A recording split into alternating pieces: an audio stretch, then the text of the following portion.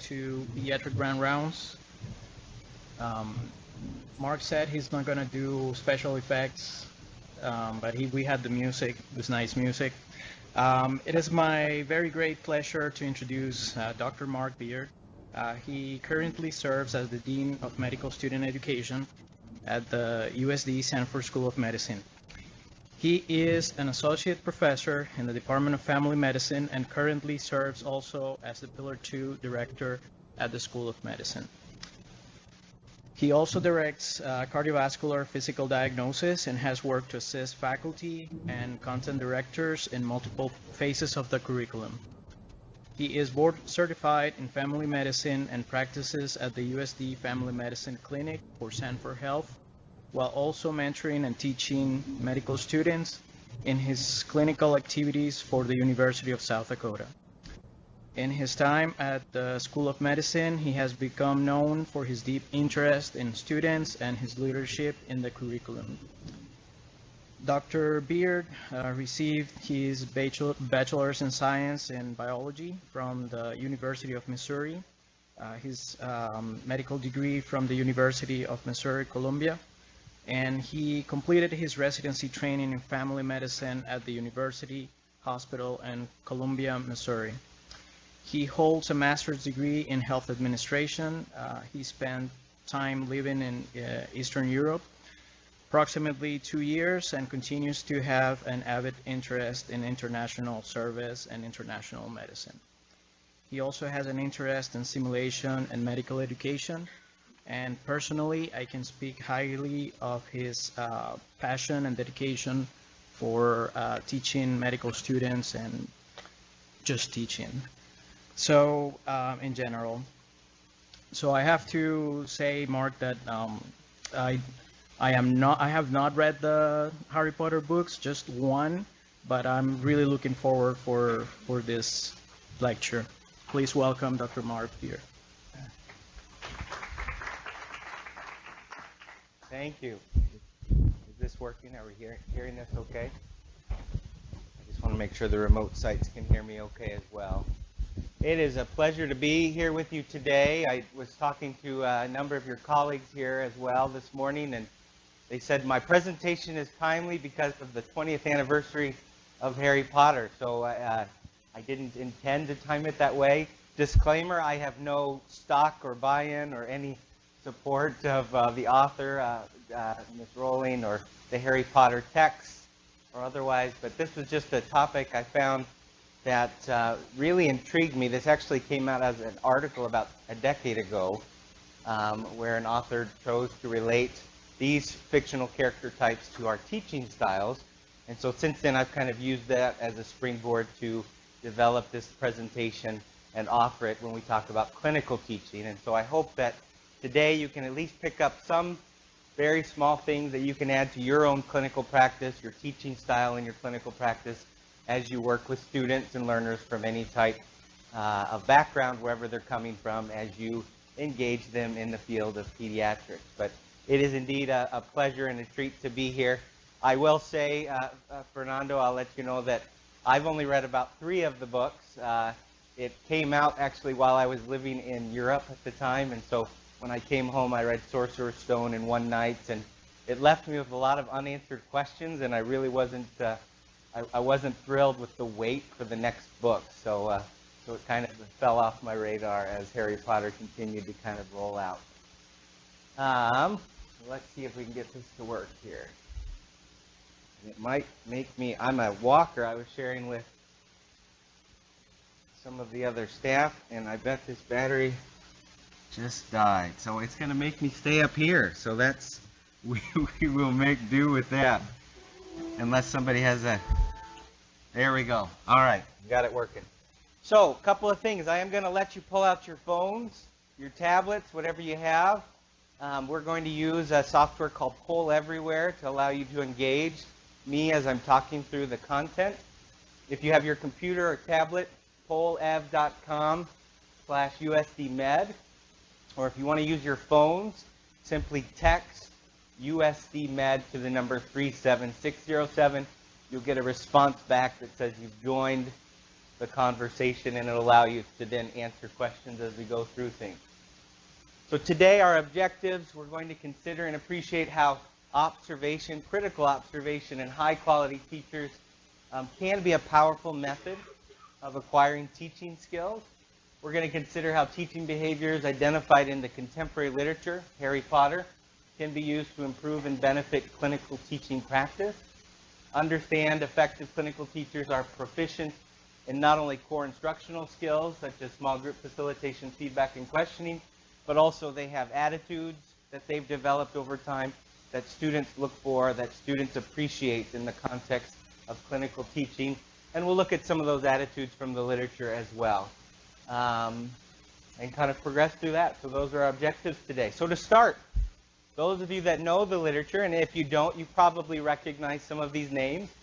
Who would you prefer as a clinical teacher? Think back to your medical education. Who would you prefer as a clinical teacher in medical school? Professor Snape, Dumbledore, Flitwick, Madam Hooch, or Professor Slughorn? We don't have any surgeons in the room, so I'm not seeing a lot of Professor Snape up there. Professor Slughorn. Probably those that know Flitwick, Madam Hooch, and Professor Slughorn are those familiar with the literature text. The majority of you have chosen Professor Dumbledore. Why? What do you like about Professor Dumbledore that you would have appreciated in your clinical education? Shout it out. Kind. Sensitive to your needs. Okay. Hands-on. And that kind of evolved through the text, didn't it? By the end, I think Harry was a little bit frustrated. He wasn't as hands-on. He was purposefully not engaging him as much. He didn't want him to get too involved. Anything else? Okay. Well, let's kind of talk through some things. So many times in literature, we find material that can engage us as clinical teachers, clinical educators, about principles of instructional methods. Harry Potter and its multiple storylines provides one such source of material. Whether it's looking at the educational institution, Hogwarts, the teaching and learning, it's a highly specialized trade, sorcery and magic, much like medicine. It's led by a highly respected and reputable faculty across the world of the magicians and wizardry, much like a medical faculty. Each faculty member provides instruction in the intricacies of his or her craft. So you provide instruction in the intricacies of pediatrics to our students, just as a surgeon. Those of you that are subspecialized, Dr. Boularudis, infectious disease, you provide instruction specific to your craft. And we're responsible for the supervising of each of our young students from novice to competent and independent practitioner. So we carry them through from the beginning of medical school all the way through their residency training, a fellowship, until they're then an independent practitioner. So the metaphor, the synonym within this can be very telling when you compare the world of Hogwarts to what we do in medicine. So what do we know about our clinical teachers? The majority of our medical school faculty, when we talk about clinical training and teaching, have had little formal contact with teaching, except as recipients. So many times when we ask people, where did you develop your teaching style? How did you come to appreciate some of those intricacies to your teaching style? They'll comment that it's how I was taught. This is what I remember, how I remember being taught as a student.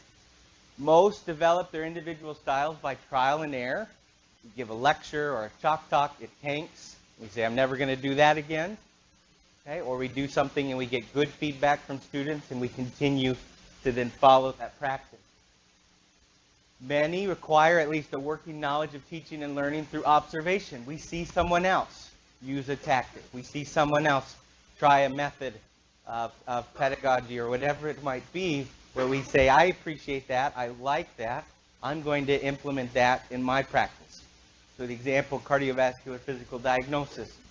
as I approach that content for that 5-week period, a lot of faculty have come forward saying, I've watched this, I've observed this, I've seen the feedback, help me apply that to my own curriculum.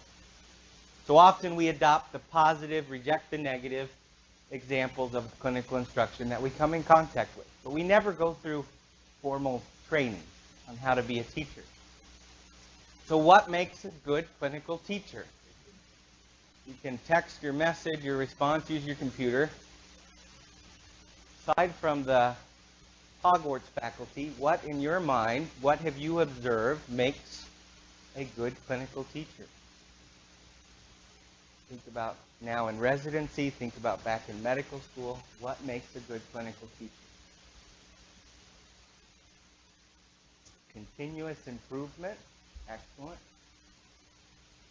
Knowledge. We're going to talk about that. Engaging. Passion. Excellent. Very good. Patience. Okay. Engaging. So we're getting some good attributes up there. We're going to talk about that. Let's talk first about knowledge. Let's kind of get to knowledge. And just to kind of bridge to that topic, remember that, from the standpoint of definitions of teaching and effective teachers, these are just a couple of definitions that I found in the literature. Gage said in 78, teaching is any activity on the part of one person intended to facilitate learning on the part of another. Pretty common definition we'd expect to find. An effective teacher, this is 1954, was one who inherently knew when and how to take advantage of teaching opportunities in order to dramatize and focalize understanding and insight in students. The effective teacher is like unto a symphony conductor. I like this. Who brings out the best performance from each musician to make a beautiful sound. Okay? So a good teacher may not make the same sound, may not make the same result from every student, but they're able to draw out the best performance from every student.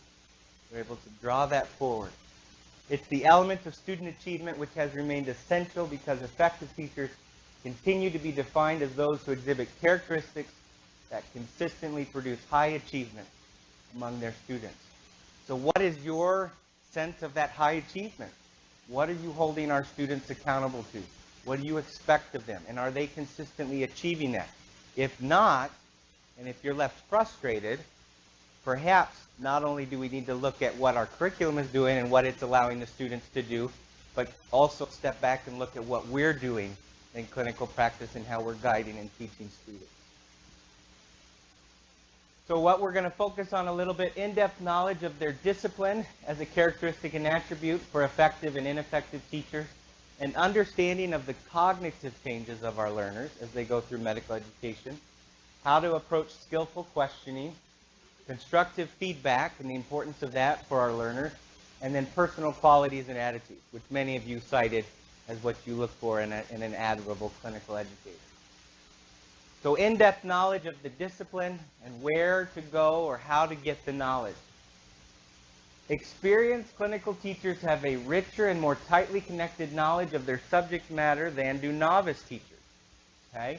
Now that being said, I've had some fantastic experience myself, fantastic resident teachers and novice teachers because of the way that they've approached the material, because of the passion they approach the material with.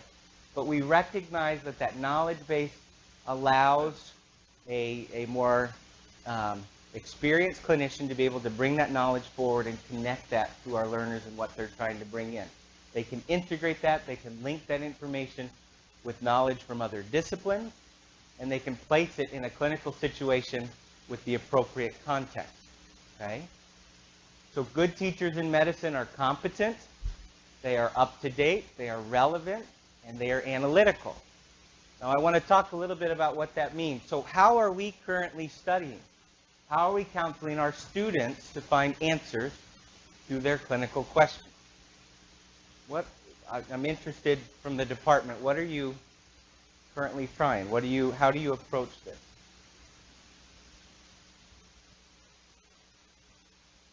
If I knew names, I'd call on people. I know the students in the room, and I know they don't want me to call on them.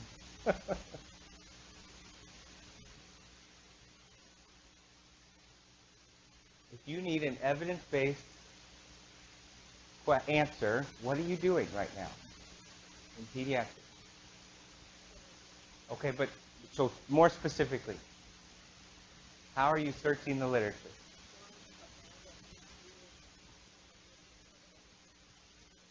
Okay, so PubMed, kind of see what's going on there. Anyone else? Okay, good. How about the residents in the room? How are you getting answers to your clinical questions? I don't know all the residents in the room.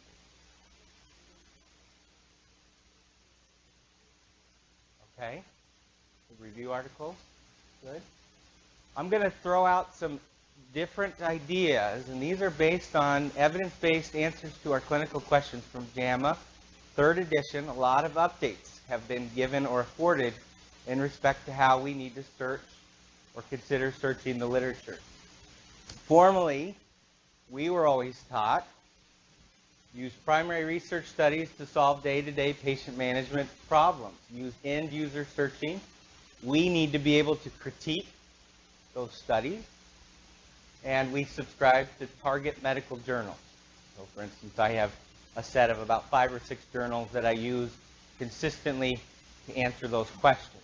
Okay, a lot of you, if you don't have the resource, QXMD is a great resource where you can just pull those top articles from those key journals. You identify up to 10, 15 journals, and every day it gives you the new articles that are coming out of those journals on your phone. It populates it, and you can read those through the day.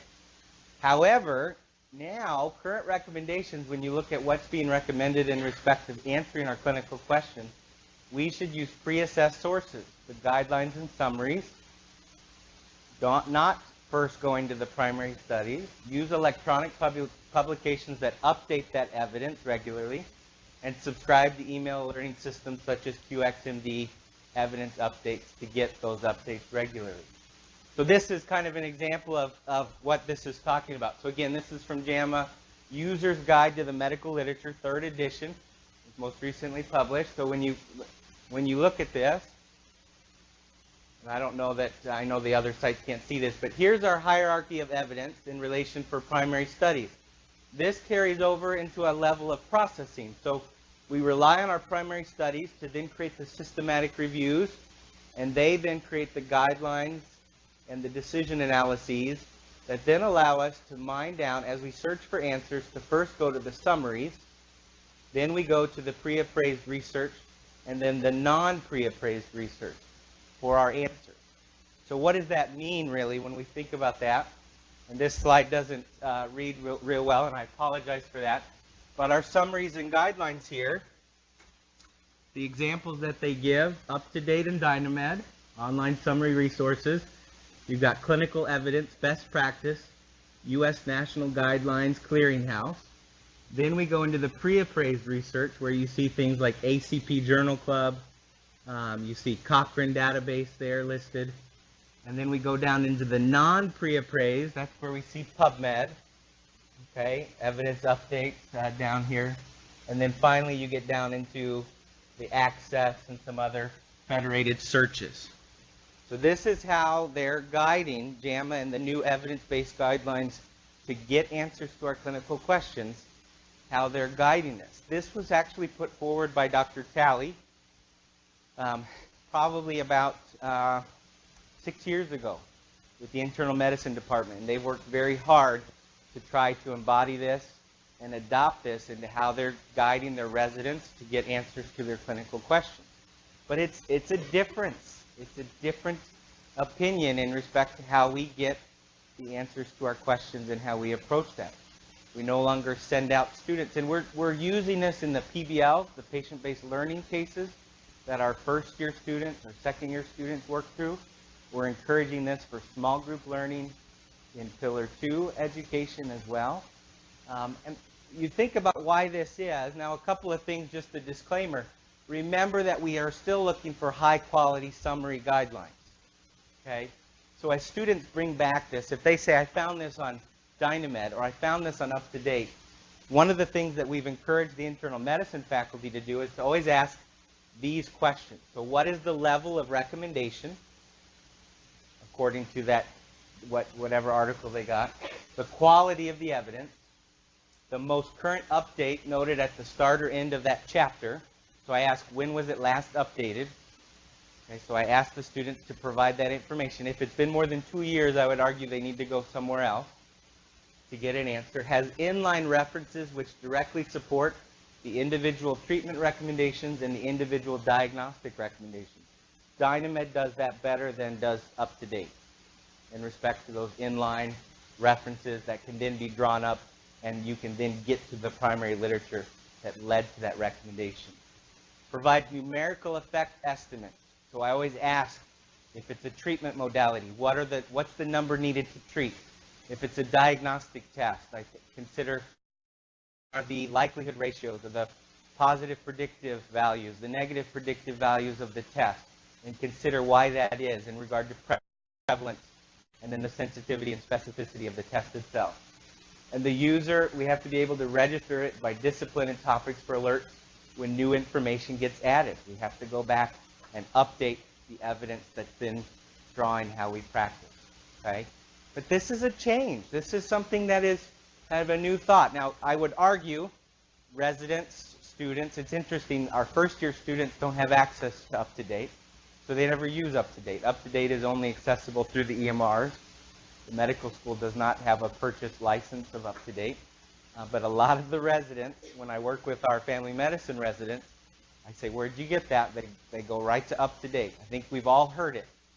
Okay, but JAMA and some of the other overseeing organizations have realized that with the continuously updating information, with the so quickly how medical knowledge is advancing. When you think about how quickly medical knowledge has doubled. Back in the 70s, it took almost a decade for medical knowledge to double. Now by 2020, they're saying that probably every 6 to 12 months, our base of medical knowledge will be doubling. There is no way you can keep up with that reading primary literature. Okay? So this is why they're leading us down this path and getting us to consider this new way to keep on top of our knowledge base and to make sure we have that knowledge base to provide that to our learners. So just something for you to consider and think about.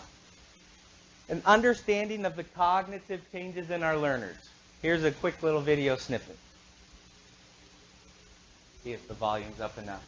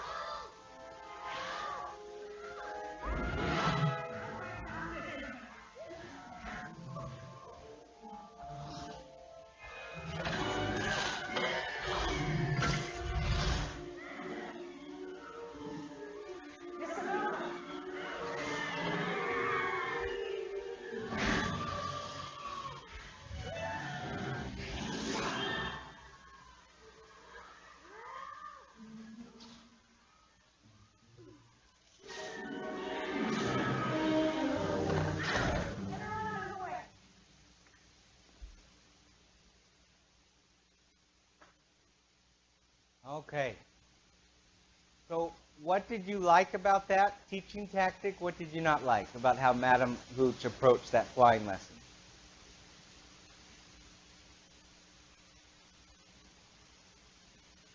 Okay.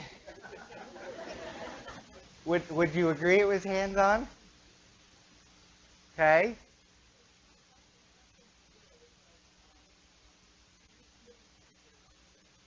Okay, so we need to be prepared for the tangents to the learning direction, the direction we want our learners to go. What else? Okay, and we're going to talk more about modeling too. One might argue, and we don't know the background to this, but how much did she already know about what had already been taught in respect to the flying?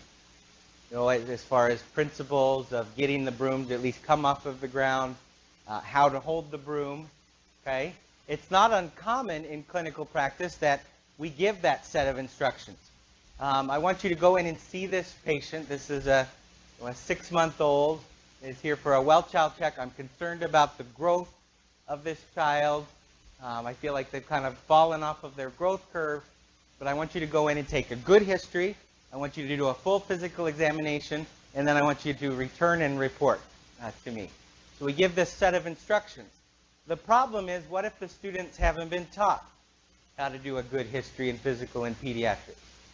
What if the students haven't been taught as of yet at that moment in time how to do a full physical examination of a 6-month?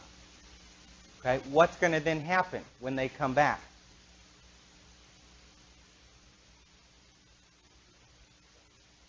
You maybe have an upset mom. Okay? They didn't learn anything. You're left frustrated because you're thinking, why is this student not able to perform? The student's left frustrated because they're thinking, I wasn't taught anything. I wasn't educated about this, and you're expecting me to function and succeed at this. Okay? So we have to really understand the cognitive changes in our learners, where they're at, and how best to guide them at that point of their education. Understanding of the cognitive changes in our learners. They understand how information is recognized. We appreciate how information is assimilated into frameworks. We can break down the most complex of ideas into those component parts. We have a keen sense and appreciation of pre-existing knowledge of the learner, and we're going to talk about that. An understanding of the context in which learning takes place, and insights gleaned from repeated delivery of that subject material. So maybe in a clinical day, it might be that you say, today I want you to do all well child checks. And I want to see what you're able to pick up. Or today I want you to see all my teenagers in my practice. Today I want you to see all of the acute care. And you can pick up in the course of that half day some of those subtleties of where there are deficiencies and where our learners need to advance what they know. Do we understand what our learners have already studied? Okay? I think one of the things that's interesting, the faculty who are really appreciated by the students are those that know what has been taught to that point in time, versus just coming in and providing their canned lecture or their canned talk saying, this is what I've prepared, regardless of whether or not it's been given 3 months ago. Okay? They know what is being covered. So, for instance, today I have a student after grand rounds in my clinic who's coming. He's a second-year student. I know he's in the renal block right now. I know he's studying his renal physiology. I know there's not a lot of additional physical exam being taught to him at this point in time. And I know he just finished the cardiovascular block. And so he can reference that information. He can highlight that. I can draw that forward. But if I don't know the curriculum, you can imagine how difficult that would be if you're not able to cite where somebody is in their learning. Okay? Similarly, you're probably very much aware, and I've heard this feedback from your faculty, that we don't do, and we're working on this, but we don't do a great job of teaching pediatrics, histories, and physical examinations in Pillar 1. We're trying to fix that. We're trying to enhance that. But that means that day 1 of Pillar 2, or week 1 of Pillar 2, when they're in the mini block with the residents and the pediatricians on the inpatient service, Or when they come into the LIC, they've maybe not ever done an adolescent examination. They probably can't regurgitate to you the HEAD acronym and what needs to be covered in the social history and covering those things. It might mean that you have to step back and understand where they are in that learning process to best guide them so that you're not frustrated and they're not frustrated. Do we understand what is expected of them? When we talk about OSCE, how many in the room have graded a high-stakes OSCE, which is like a step 2 CS case? Very few, okay? So to understand that that is a 15-minute encounter, okay, that more often than not the PEDS cases are tested for step 2 CS as a phone call. Okay, they get a phone call from a worried mother and they have to take that history over the phone. I mean, understanding those things, the NBME subject exams. Next month, our clerkship directors are given the opportunity. We try to offer this opportunity to faculty to come take the subject exam, to understand what is being tested for our PEDS subject exam. Okay? It may not be that the bulk of the content is well-child checked, that the bulk of the content is inpatient medicine, that the bulk of the content is it pharmacology. The example that I always rely on for this is psychiatry. Regardless of where our students train in psychiatry, the bulk of the NBME subject exam is acute presentations, medical toxicology emergencies, a lot of pharmacology. And so they can go over all the DSM-5 criteria. They can cover all of that with their students. It doesn't help them for the subject exam. So if you don't know what's being asked of our students, that makes it harder for you to then direct and counsel them. Step examinations as well. We still want to teach our students to be that well-rounded clinician, but it helps, it augments our teaching when we understand what's being asked of them. It's critical as well to know our students. It's important to let them get to know you, to understand where you're coming from, to understand the trials you face as a student, the difficulties you have. Okay? One of the best ways to accomplish this is to ask a lot of questions, to be willing to take a little bit of extra time at the start of a clinic or maybe at the end of the clinic to say, how are you doing? How are things going? What concerns do you have? How can I help guide you and counsel you and be a mentor for you? Okay? One of the most beloved professors in Pillar 1, Steve Waller, the students know everything about him. They know about his medical conditions. They know about his cat's medical condition. They dress up like him at Halloween parties. They admire him. They endear him because he lets them get to know him. Right?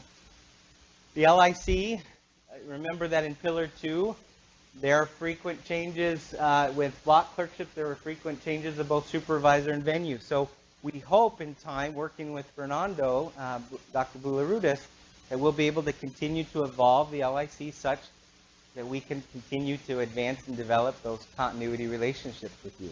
Whereas you're seeing those students every other week, you're able to remember that, 2 weeks ago I wanted you to look this up. 2 weeks ago I remember you had trouble doing the hip exam in that well-child check. Today we have another well-child check. I'm going to come in and just watch and make sure that you're able to do that. Relying on those continuity aspects versus a block clerkship where I remember a subspecialty, I might spend 1/2 day with somebody in ID and never see them again. Okay? So relying on the ability to see a student over and over again and see how they're evolving in advance. Skillful questioning. Another video clip.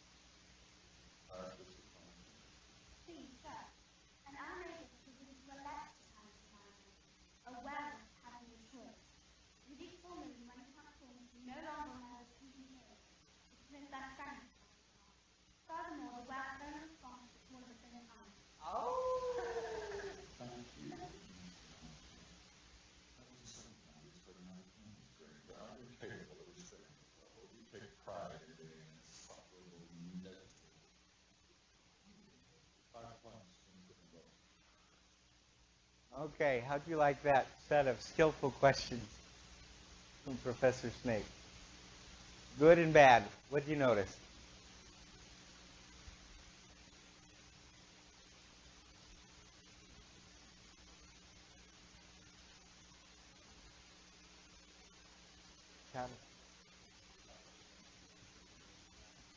Okay, sure. Rather than just staying open and kind of hearing what answers at least were coming forward, he had an expectation, good or bad, an expectation of what he wanted to hear, and perhaps who he wanted to hear it from. What else?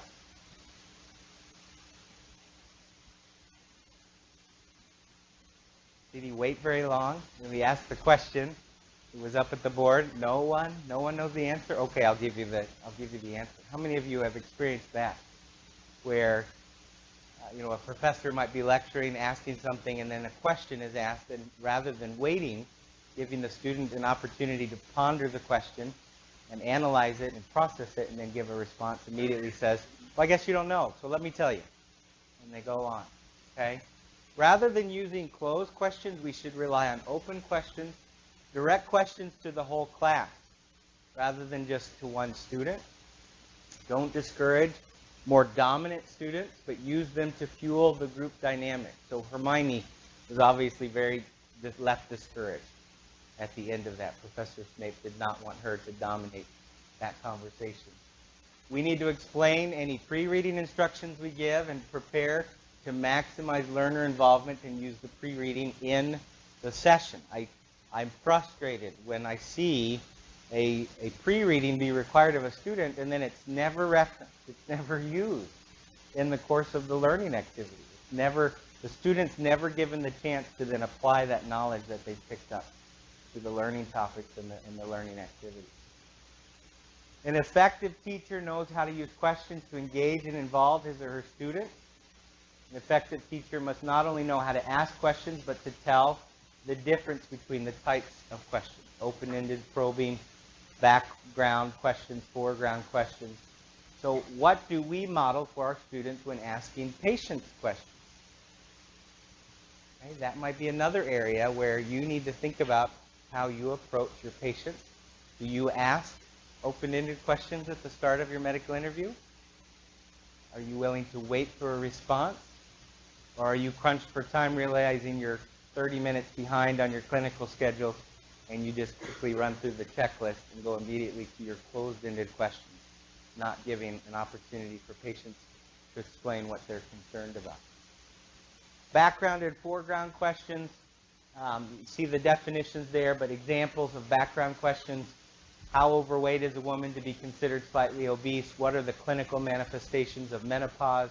What causes migraines? This is to kind of get that background medical base of knowledge and understanding of where our students are. Foreground questions, for instance, the pediatric one. In pediatric patients with allergic rhinitis, are intranasal steroids more effective than antihistamine in the management of allergic rhinitis symptoms?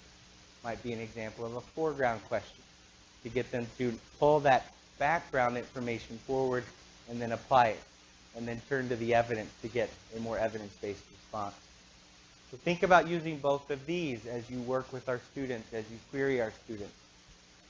PICO, I hope all of you are familiar with PICO, but a great guide to develop a clinical question. So what is the patient problem? What is the intervention or the main intervention that we're considering? What is the comparison to what is the main alternative to compare with the intervention? And then what is the outcome? What can we hope to accomplish, measure, improve, or affect? And build those into your clinical questions of our students to guide them in respect of their learning. What I hear, I forget. What I see, I remember. And what I do, I understand. Confucius. Remember that we need to guide the students to do and find answers to their clinical questions. And they will understand and remember that. Constructive feedback, and I'm mindful of my time here. Constructive feedback to learners. One more video clip, and then we'll kind of go into the attributes after that.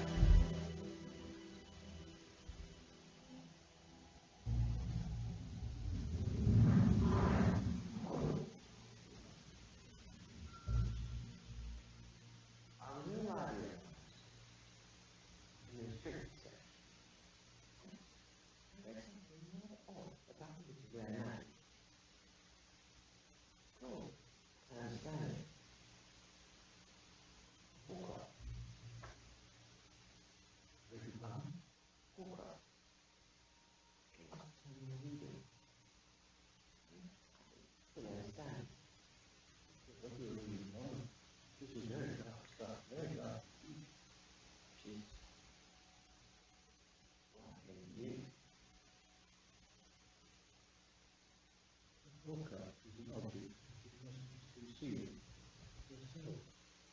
But I don't understand how that works.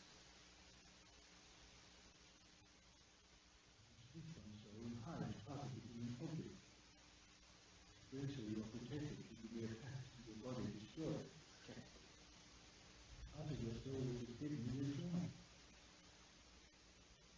Otherwise you can't die.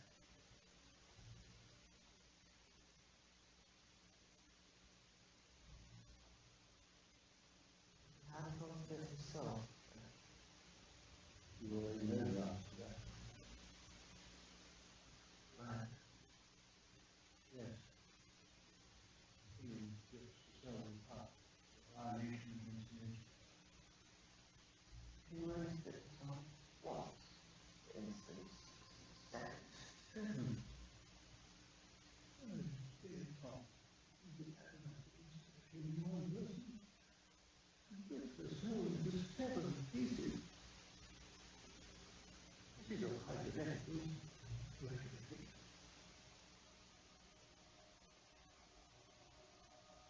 Of course so.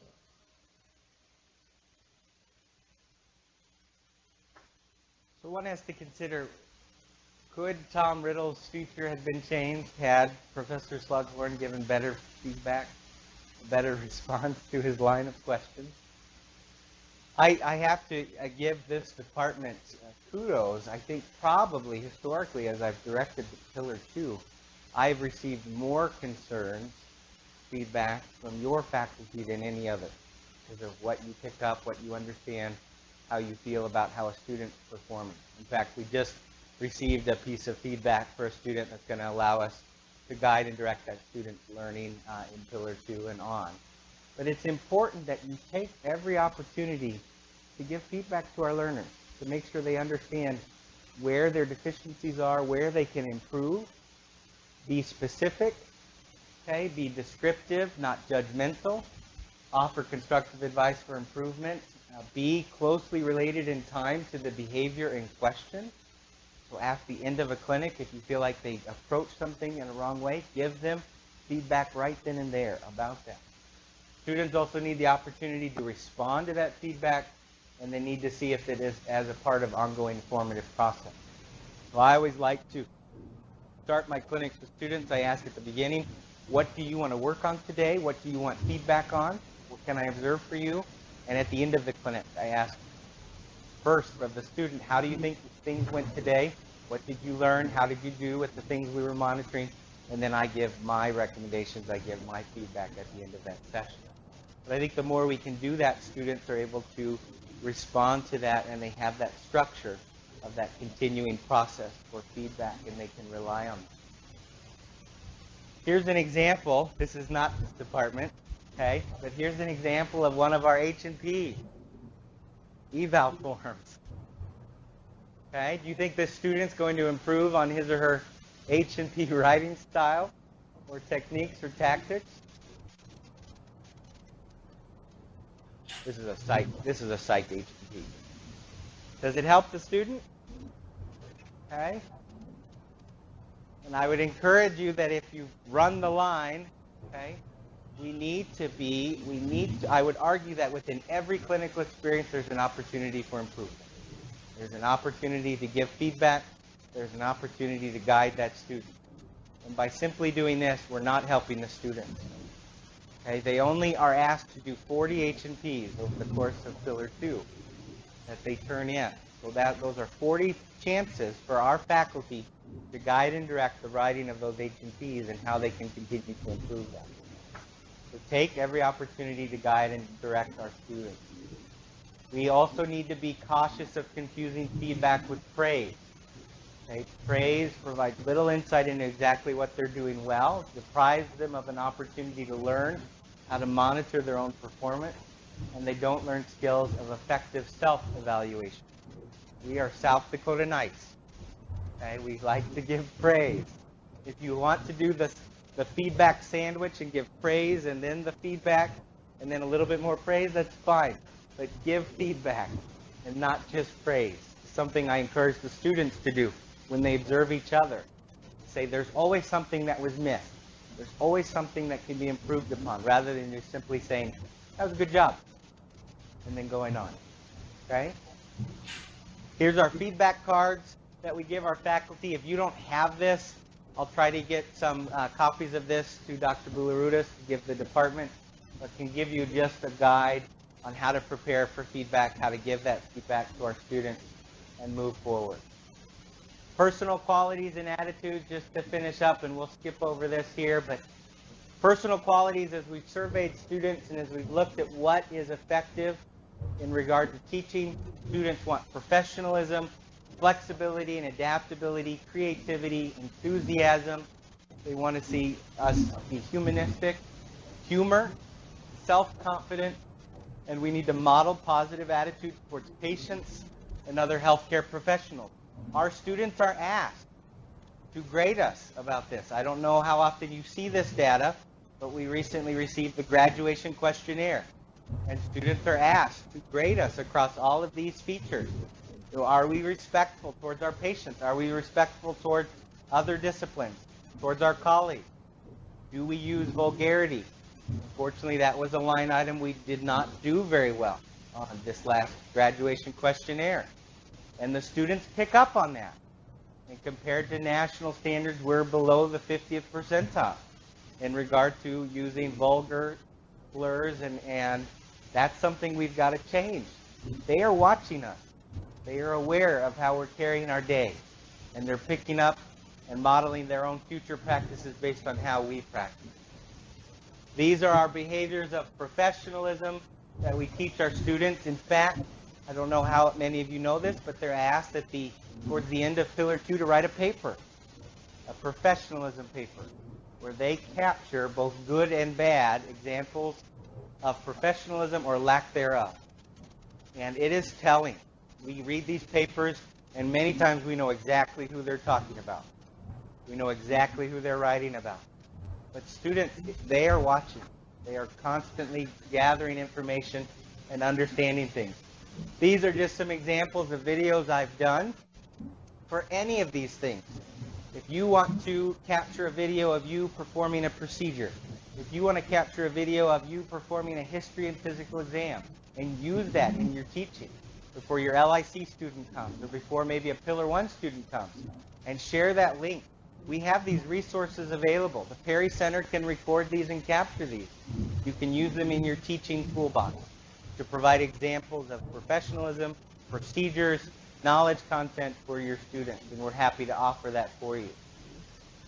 So our take-home points: remember characteristics and attributes that are important to learn and develop through our careers for our clinical teaching. Make sure we have the in-depth knowledge of our discipline. We need to understand where our learners are in the curriculum and what cognitive changes have occurred. We need to become more skillful with our line of questioning. Provide constructive feedback to our learners. Our learning climate should be safe, non-threatening, positive, and collaborative. And we need to have personal qualities and attitudes of professionalism for our students. Thank you, and I'll take any